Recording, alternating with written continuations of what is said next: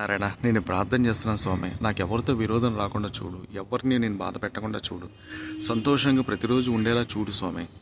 అందరికీ ఉపకారం చేసేలా చూడు, బాగుపడేలా చూడు. నా కుటుంబం అందరూ బాగుండాలి, అందరికీ ఉపకారం చేయాలి, ఎవరితోటి స్నేహభావంతోనే ఉండేలా చూడు స్వామి.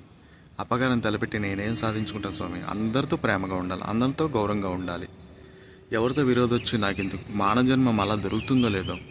మంచి కానీ చెడు కానీ అందులోనే ఏదో కొంతమంది ఉంటారు, సిద్ధహస్తుల్లో ఉంటారు.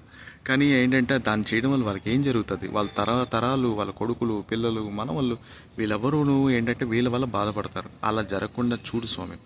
ఎప్పుడు కూడా మంచి జరిగేలా చూడు, అందరికీ నా చేత్తో మంచి కార్యాలు జరిగేలా చూడు, అందుకు తగ్గట్టు నేను బాగుపడేలా చూడు. నాకున్న దాంట్లో కనీసం కొంతైనా దానం చేసుకునేలా చూడు. అంతేకాదు నా కుటుంబం, నేను కూడా ఆరోగ్యంగా ఉండాలి, నా కుటుంబం బాగుండాలి, నా పిల్లలు బాగుండాలి, నా తర్వాత తరాలు బాగుండాలి, నా ఇంట్లో వాళ్ళందరూ బాగుండాలి, సంతోషంగా ఉండాలి, ఇంట్లో శుభకార్యాలు జరగాలి.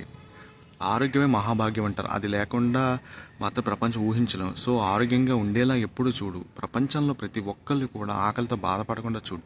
వీలైతే నలుగురికి నేను ఉపయోగపడేలా చూడు. ఎవరిని ఇబ్బంది పెట్టకుండా, బాధ పెట్టకుండా ఉండేలా చూడు స్వామి. సంపూర్ణ ఆరోగ్యంతో ఉండ చూడు.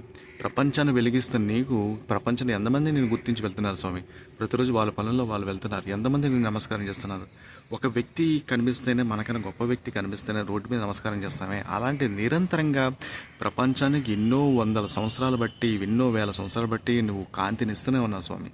సూర్యనారాయణ, బంగారు ఒక రథం మీద నువ్వు ఏంటంటే వెళ్తూ ప్రతిరోజు వెలుగురేఖలు చిమ్ముతూ, ఇటు సౌత్ సైడ్ కావచ్చు, అటు నార్త్ సైడ్ కావచ్చు, ఇలా ఈ ఈస్ట్ కానీ వెస్ట్ కానీ ఏ సైడ్ అయినా సరే నువ్వు వెళ్తూ అందరికీ ఏంటంటే వెలుగురేఖలు ఇస్తే ప్రపంచానికి ఇస్తున్నావు. బట్టలు జాడించుకోవడానికి, ఎండబెట్టుకోవడానికి కావచ్చు, శరీర ఆరోగ్యానికి కావచ్చు, విటమిన్ కావచ్చు, ఆయుష్ కావచ్చు, అదృష్టం కావచ్చు, మంత్రి పదవి కావచ్చు, గవర్నమెంట్ జాబ్ కావచ్చు, మైగ్రేన్ లాంటి తలనొప్పులు కావచ్చు, విషజ్వరాల నుంచి కావచ్చు, ఏవైనా సరే అన్నిటికీ ప్రభావితమైన చేసే నువ్వు ఏంటంటే దాని తప్పని చెడు నివారించి మంచి చేసే నువ్వు గవర్నమెంట్ జాబ్ ఇవ్వడానికే కావచ్చు, మంత్రి పదవైనా ఇవ్వడానికి కావచ్చు, ఇండియా ప్రెసిడెంట్ పదవిని కావచ్చు, అమెరికా ప్రెసిడెంట్ పదవిని కావచ్చు, ఏదైనా ఇచ్చే శక్తి సామర్థ్యాలు ఇచ్చే నువ్వు మహానుభావ. నీ అనుగ్రహం ఉంటే ప్రపంచం ప్రతి ఒక్కటి సాధించగలం. ఓ బ్రాహ్మణ గ్రహమా, నువ్వు ఏంటంటే ప్రతి